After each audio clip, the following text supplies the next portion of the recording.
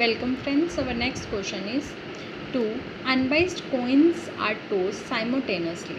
Find the probability. 2 unbiased coins जो हैं 2 coins को हमने टॉस किया है simultaneously मतलब एक साथ. प्रोबेबिलिटी निकालनी है हमें 2 हेड्स की, 1 टेल की, at most 1 head, 1 head, at least 1 head and no head. इन सब की हमें प्रोबेबिलिटी निकालनी है. ठीक, अब टोटल आउटकम्स जब हम दो कॉइन्स को थ्रो करेंगे तो वो क्या बनेंगे? Head head, head tail, tail head, tail tail. ठीक, अब 2 हेड निकलने की प्रोबेबिलिटी. 2 हेड सिर्फ किस केस में आते हैं? इस केस में. So that is 1/. Total cases कितने हैं आपके पास? ये सारे टोटल केसेस कितने हुए? 4. तो 1/4 is your answer. Next 1 tell.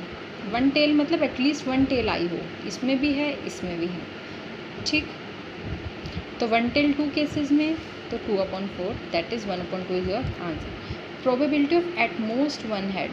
अब आपको यहाँ पे वर्ड पढ़ना है एट मोस्ट. एट मोस्ट मतलब या कम से कम या फिर ज़्यादा से ज़्यादा.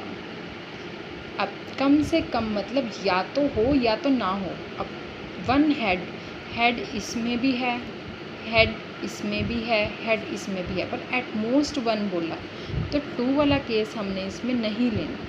1, 2 और या ना हो यानी 3. ये 3 केसेस इसके लिए बनते हैं. That is 3/4 is your answer. अब नेक्स्ट है प्रोबेबिलिटी ऑफ 1 हेड. अब 1 हेड किस किस केस में आ रहे हैं? 2 केसेस में, तो 2/4 that is 1/2 is your answer. Probability of at least 1 head.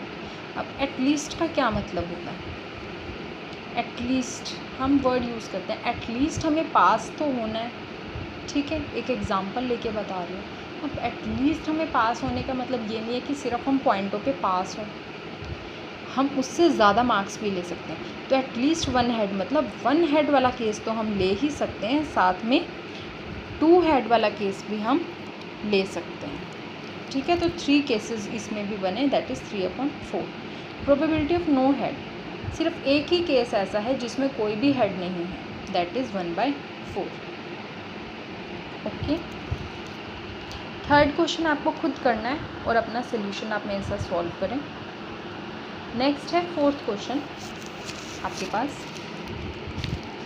Your 4th question is find the probability that a leap year selected at random will contain 53 Sunday. अगर हमने कोई एक लीप ईयर उठाया है तो वो 53 संडे उसके अंदर हो, ऐसे हमें प्रोबेबिलिटी निकालनी है संडे की.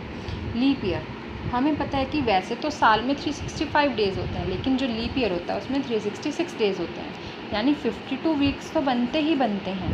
2 डेज़ एक्स्ट्रा बनते हैं. जो नॉन लीप ईयर होते हैं, जो लीप ईयर ना हो, उसमें 52 वीक्स के साथ 1 डे एक्स्ट्रा बनता है.